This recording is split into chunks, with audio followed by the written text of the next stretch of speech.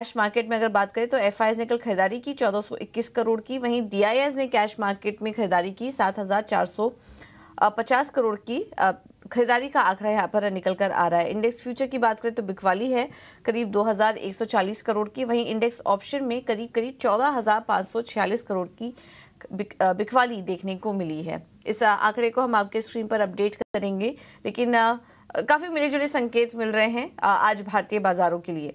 अब इसको देखते हुए आज समझ लेते हैं कि आज लेवल्स कौन से इंपॉर्टेंट होंगे निफ्टी और बैंक निफ्टी में, क्योंकि कल तो हमने देखा था कि इंपॉर्टेंट सपोर्ट लेवल्स भी बाजार कल तोड़ चुका था 21,800 के ऊपर, लेकिन क्लोजिंग देखने को मिली। वहीं बैंक निफ्टी की बात करें तो वहां पर भी करीब करीब 190 अंकों की गिरावट कल देखी गई है।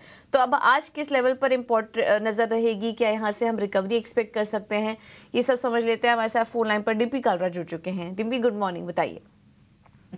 गुड मॉर्निंग पूजा। देखिए, अभी आप एफआईज के नंबर पढ़ रहे थे तो आपने दो चीजें नोटिस की होंगी। पहला, एफआईज की कैश में बाइंग हुई है, डीएस की भी बकायदा बाइंग है, लेकिन उनकी ऑप्शंस के अंदर सेलिंग है, तो ये हेज है, अपने आप में क्लियर है, पहला।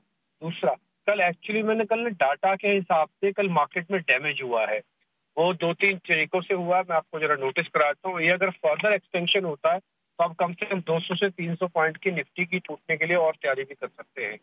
अगर ये नहीं होता, यही आज रुक जाएगा, और आज वीकली एक्सपायरी भी है बैंक निफ्टी का, तो अगर ये यही रुक जाता है तो फिर एक पुल बैक भी आ सकता है, बट वो छोटा ही पुल बैक होगा। मैं आपको डाटा क्लियर करता जाता हूँ। पहले आते हैं निफ्टी पे। निफ्टी के अंदर कल जो बिल्डअप हुआ है वो 6% माइनस का है और निफ्टी ऊपर से टूटा है। इसका मतलब कि कल ह्यूज अनवाइंडिंग हुई है। अनवाइंडिंग प्रॉब्लमेटिक चीज होती है मार्केट के अंदर, अनवाइंड नहीं होना चाहिए। शॉर्ट हो जाएगा ठीक है, कोई बात नहीं, क्योंकि वो कवरिंग में कन्वर्ट हो जाएगा, लेकिन अनवाइंड हो जाएगा तो उसमें फिर दिक्कत आती है। और दूसरा, कल उसमें बड़े ब्लॉक डील का पार्ट भी था, जिसमें टीसीएस का बड़ा हिस्सा था जो ब्लॉक का कल कटा है। तो कुल मिला के मैं अगर इवेंट के तौर पर देखूं तो ठीक है। अगर मैं नॉन इवेंट के तौर पर देखूं कि हर टीसीएस की ब्लॉक डील को वेटेज मत दीजिए, ये तो पहले से मालूम था, तो फिर मैं बोलूंगा कि डाटा खराब था। कुल मिला के मार्केट की सिर्फ एक ही सिल्वर लाइनिंग थी कल निफ्टी के पॉइंट से, वो थी 21,800। उसने किसी तरह से 21,800 को बचा के रखा और उसके ऊपर क्लोज कर दिया। हालांकि कल पहला ऐसा दिन था जब हमने करीब करीब 5 महीने के बाद 50 दिन की एवरेज को तोड़ के क्लोज किया है। तो इसलिए डैमेज रिपेयर अगर 24 घंटे के अंदर होता है तो ठीक है, नहीं तो फिर एक्सटेंशन के लिए तैयार हो जाएगा। इसमें कम से कम 300 पॉइंट की करेक्शन और भी आ सकती है। ये तो है पहला पॉइंट निफ्टी का।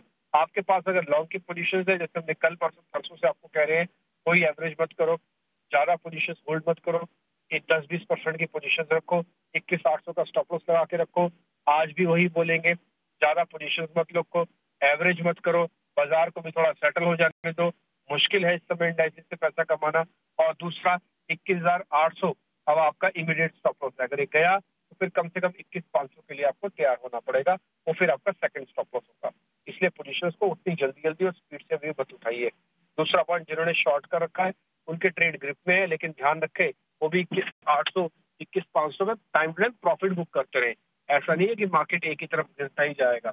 दूसरा पॉइंट आता है बैंक निफ्टी पे। बैंक निफ्टी के अंदर कल कुछ भी नहीं हुआ, ना तो उसके अंदर टीसीएस का इम्पैक्ट था, ना ही उसके अंदर एसेट्स की प्रॉब्लम थी।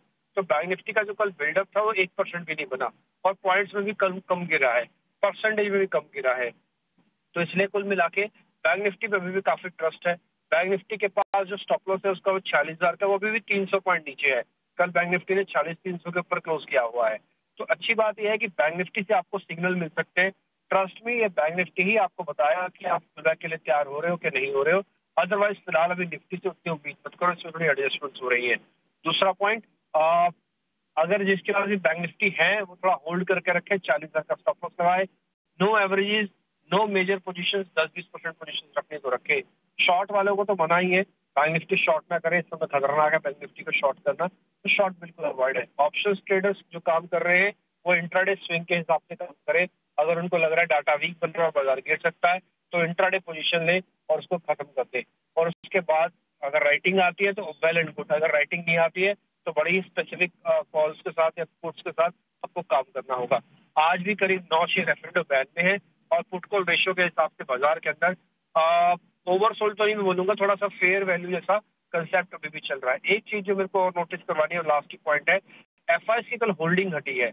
और वो होल्डिंग सीधा 5% से कम हो गई है, 37% से घटकर 32% लॉन्ग हुई है। ये ठीक नहीं है।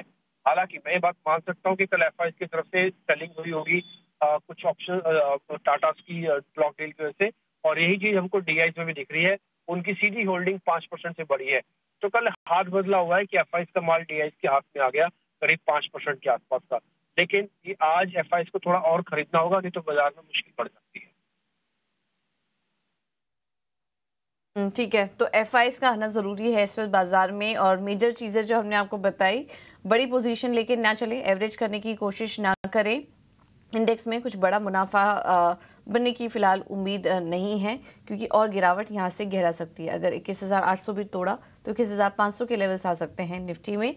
बैंक निफ्टी थोड़ा बेहतर नज़र आ रहा है, लेकिन यहाँ पर भी शॉर्ट करने की सलाह आपको नहीं दी जा रही है बैंक निफ्टी में। तो ये ओवरऑल पूरा एनालिसिस था आज के बाजार के लिए। कौन से लेवल्स इंपॉर्टेंट होंगे और किस तरह की रणनीति आपको अपनानी चाहिए, ये हमने आपको बताया।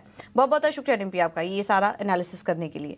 अब आगे बढ़ते हैं और ट्रेड कैसे लें फिर निफ्टी और बैंक निफ्टी में, या फिर अवॉइड करें, और स्टॉक स्पेसिफिक रणनीति क्या होगी आज बाजार में, ये समझ लेते हैं। हमारे साथ फिनवर्सिफाई की ध्वनि पटेल जुड़ चुकी हैं। ध्वनि, गुड मॉर्निंग, बताइए आपकी रणनीति क्या होगी आज के लिए। Good morning. आज मेरी तरफ से 2 स्टॉक्स रहेंगे, दोनों ही सेल साइड के स्टॉक्स रहेंगे। ओएफसीज में ऑलरेडी हम एक बिकवाली देख चुके हैं, जहाँ पे काफी सारे स्टॉक्स आईओसी, बीपीसीएल, एचपीसीएल, इन सब में एक भारी गिरावट देखने को मिल रही है। बीपीसीएल में यहाँ पे सेल साइड का कॉल रहेगा, वहाँ पे कन्विक्शन ज्यादा बढ़ रहा है। 555 की रेट से आप इसको सेल करें। टारगेट इसका जो है वो 515 का रहेगा, और स्टॉप लॉस जो है वो आपको 566 का लेके चलना है। दूसरा स्टॉक जो मुझे यहाँ पे सेल साइड पे अच्छा लग रहा है वो है अदानी पोर्ट्स का। अदानी पोर्ट्स में भी ऑलरेडी हम देख रहे हैं कि कल भी हमें एक यहाँ पे प्रॉफिट टेकिंग देखने को मिली थी। ये आज के सत्र में भी कंटिन्यू करती हुई दिखेगी। यहाँ पे 1240 के रेट से इसको सेल करें। 1200 का इसका टारगेट बनेगा और 1260 का स्टॉप लॉस मेंटेन करके चलना है। ठीक है, बहुत बहुत शुक्रिया ध्वनि आपका ये रणनीति देने के लिए। तो बीपीसीएल में बिकवाली अब और गहरा सकती है। 556 का होगा स्टॉप लॉस, टारगेट 515 का होगा। और अदानी पोर्ट्स में भी बिकवाली करने की सलाह आपको दी जा रही है 1200 के टारगेट के लिए, स्टॉप लॉस 1260 का। तो स्टॉक स्पेसिफिक जो रणनीतियाँ हम आपको दे रहे हैं उसमें भी आज शॉर्ट करके ही चले बाजार में।